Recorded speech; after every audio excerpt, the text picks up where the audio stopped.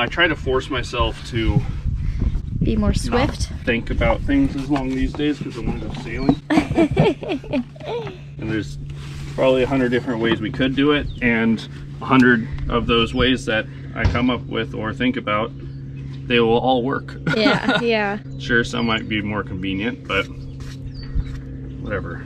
Yeah. I don't need like an abundance of convenience in my life right now. I just need to go sailing. Yeah. So it's more inconvenient to not be sailing. Yeah.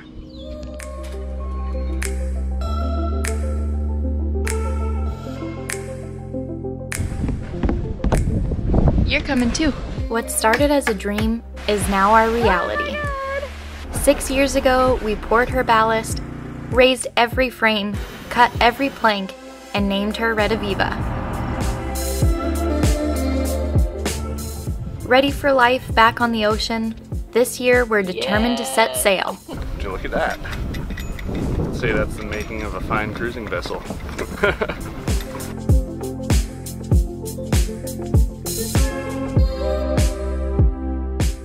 We're Salt and Tar, and this is our life. We're happy to share, and thanks for joining us.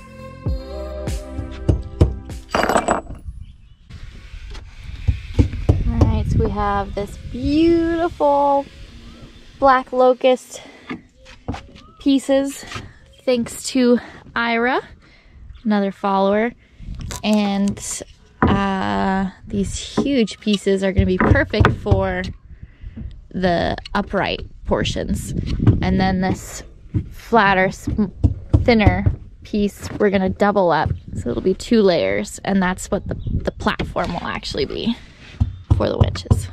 Yeah, I'm just trying to decide exactly where I want to put them for sure. Yeah. I kind of like, yeah, just right behind this stanchion. Yeah. It doesn't need to be that wide. Mm-mm.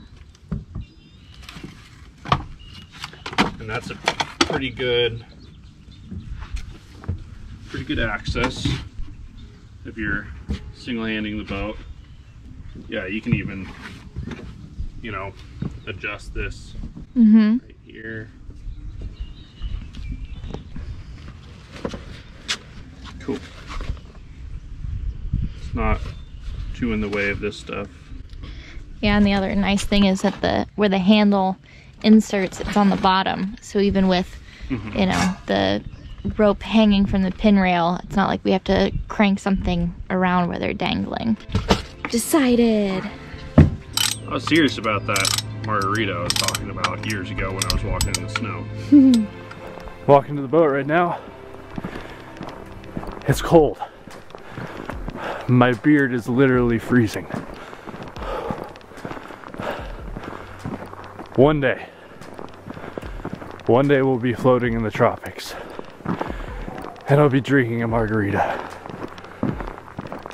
and it'll be awesome. Trying to stay productive, but one day. This is our last winter.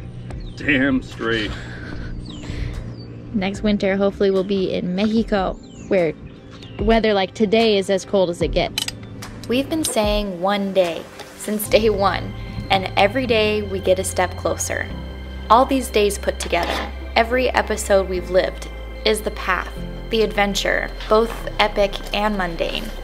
We can get lost in everything we've endured, but the reward will be so sweet. Are you gonna carry any of this? Huh? If you rip my sweater, I'm gonna kill you.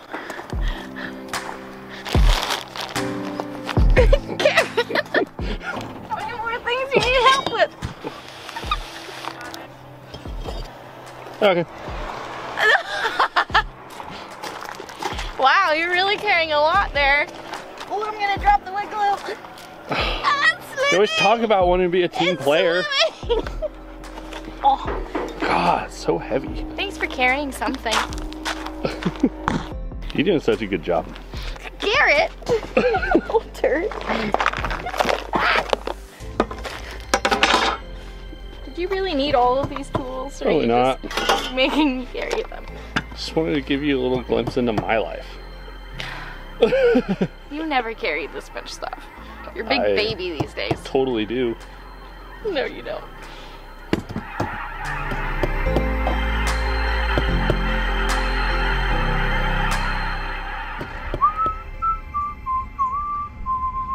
So while Garrett's doing his thinking, I'm removing all the butyl tape squeeze out from the tracks that we just put in. And then I also removed from the bases of the davit arms. They've kind of got a little extra squeeze out just while we were doing the solar panels and stuff. So I grabbed the excess on that too.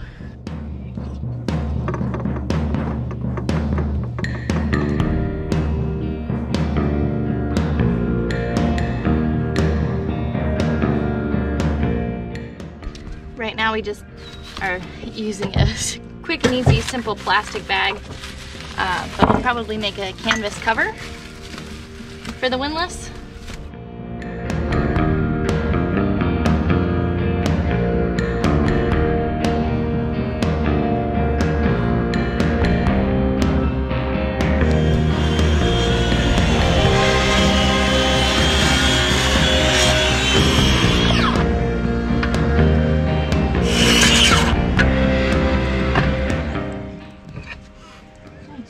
Do it all at level. Oh.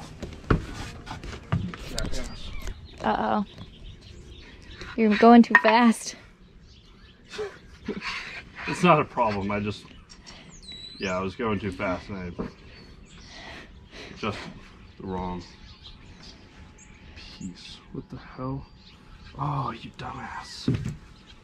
Oh, why'd you do that? Oh no.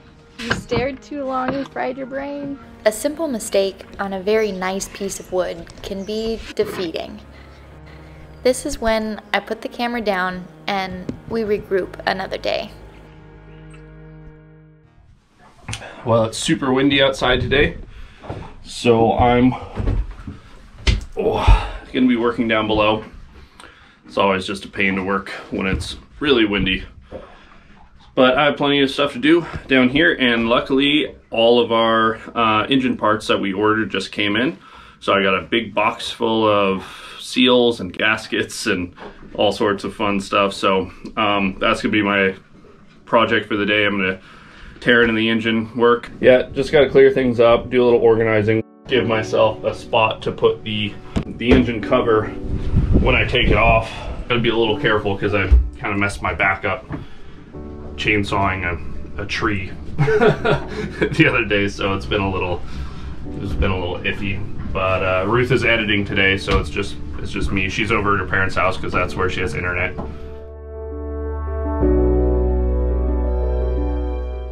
Still haven't put finger holes in these hatches. Probably gonna look really ridiculous doing this, but doing it while babying the old back.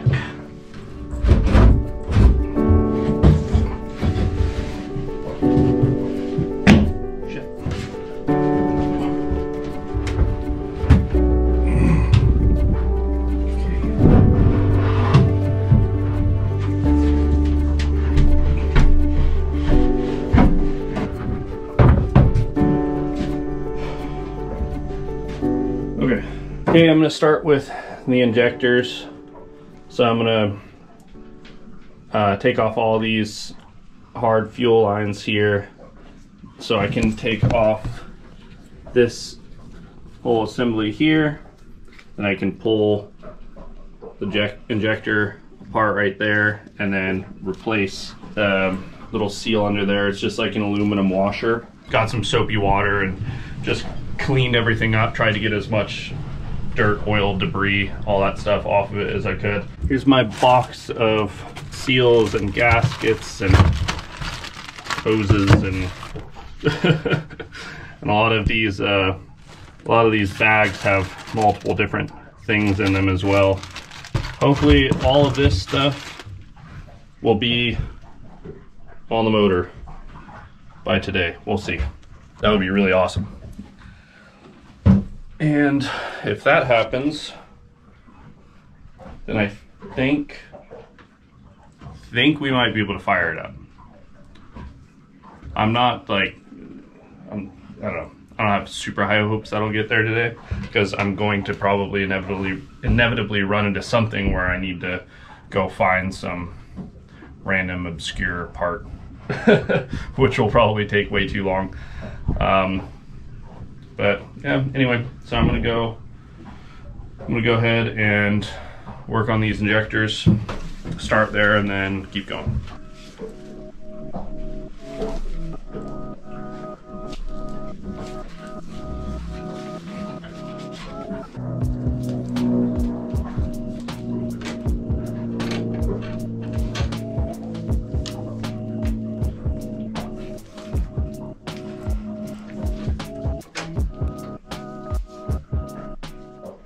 So far, all these injectors look much cleaner than the first one that I took apart, which was the one that was leaking.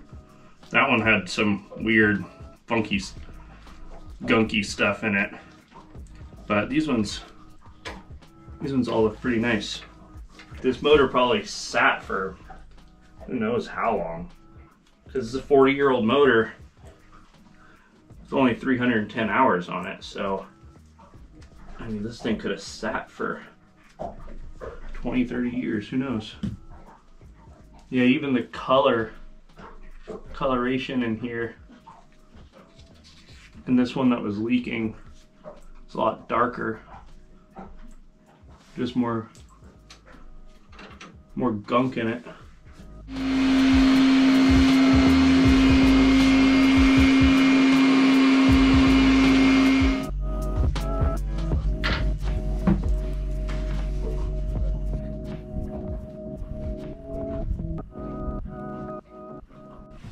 Okay, got it.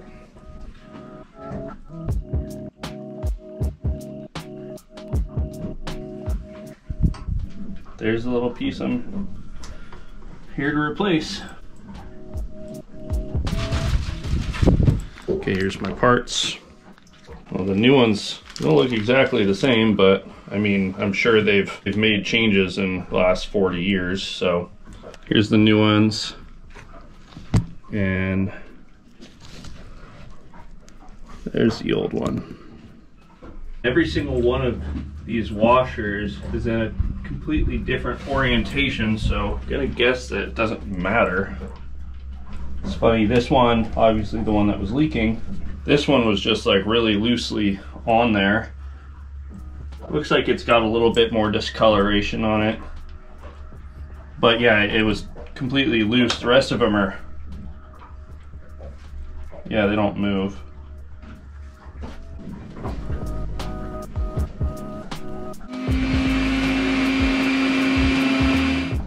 Okay, that looks pretty damn clean to me. Yeah, the wind is picking up again.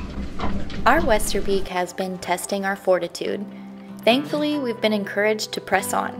When we finally reach the end of chasing leaks and tired parts, we'll have a solid secondary mode of transportation and know the inner workings.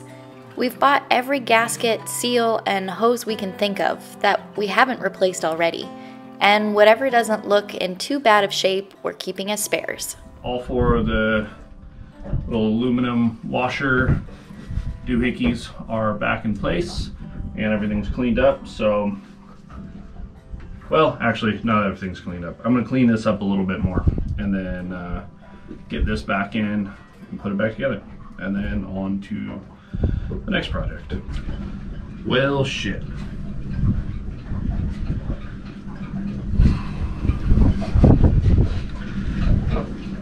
So,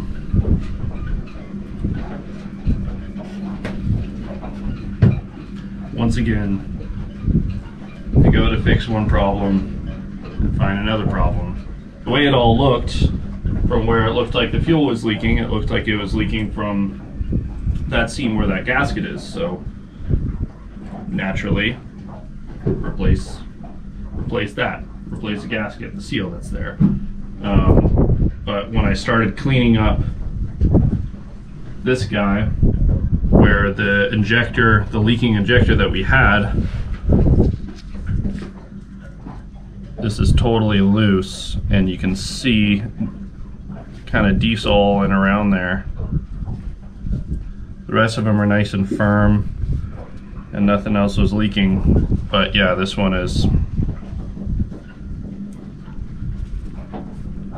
it's very loose. So after going through all of this, I think the source of the leak was this, not the aluminum gasket there. Now I got to figure out what I want to do. So I want to try to patch this one up and throw it all back together. Probably not. Or I can just order a new one of these.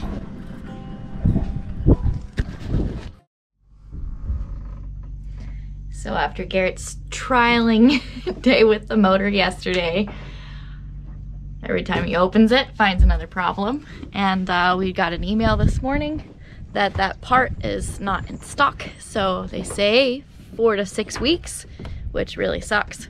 So we might be thinking about other options of maybe repairing that old busted piece. But today it's really nice outside. The wind has totally calmed down, and so we're gonna be working on deck.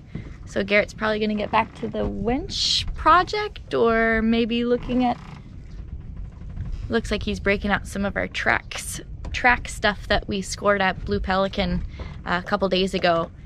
And so maybe he'll be looking at the sheets for the mizzen or staysail. That's yet to be determined, but he's asked me to soup some of the inside of the butterfly hatch again, so we can get a nice, you know, surface on the wood for the gasket material to stick to. Do you know what you're gonna work on today? I might just keep going on the mounts for the winches for the Yankee. Going to unsheathe the butterfly hatch.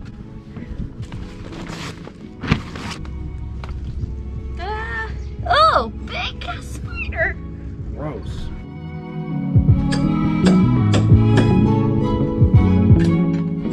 So right now she just has teak oil, but I'm going to varnish where the gasket material is gonna go, and then soup the whole thing, and that'll be her first coat of soup thus far. Our good friend Charlie just brought us this can of varnish, so I now immediately have a use for it. So thanks, Charlie.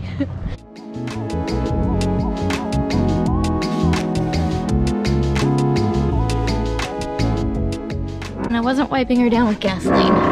It's denatured alcohol. So this is the beginning of my winch mount that I'm making. These are 2 pieces of black locust, and I'm going to sandwich these 2 together. That's going to be the platform that the winch will bolt through. That's going to go underneath the cap rail, under this lip. It's going to be bolted down through the cap rail, and then there'll be a supporting knee below it, through bolted together and fastened through the bulwarks as well. Okay, now I'm going to glue it. The accidental beveled cut earlier just means the platform is more narrow than we originally planned. The butterfly hatch still needs carlins between the cabin beams and trim, gaskets, and glass. Now that the weather is drier, we can get back to it. It's been covered since the end of summer, when our mainsail arrived. You wanna bring back your chisels? Do you want me to? Or which one can I use that's here? You can use the tiny planer, that works really well.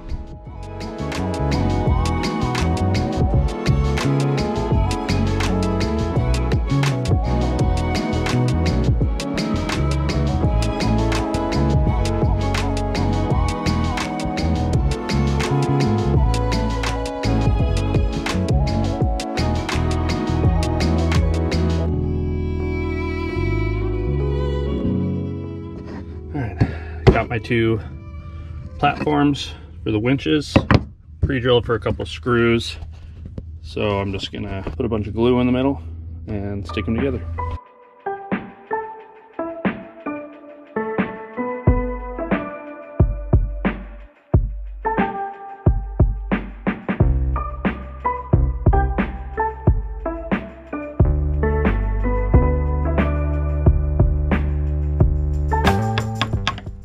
Nicer if somebody remembered the set of chisels from the bunker. You have one that was actually wider.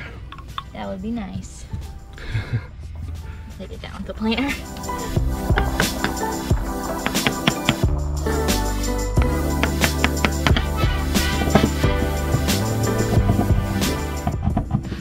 A lot of the times you come in a little bit across the grain. Oh yeah. See how nice it cuts? Yeah. Oh, that's nice. When you get that close, just sandpaper? No, you can come across the grain, right? Here, hold that. Come across the grain, kind of see where your blade is. Uh-huh. And then you can just slice. Oh. See that? Wow. Then you get paper thin, tons of control. That's nice. Yeah. Cool. Well, that one's done. Nice.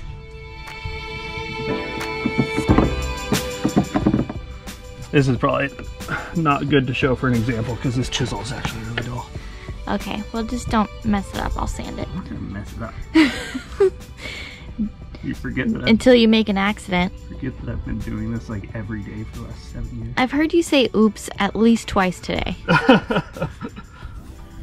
That's true.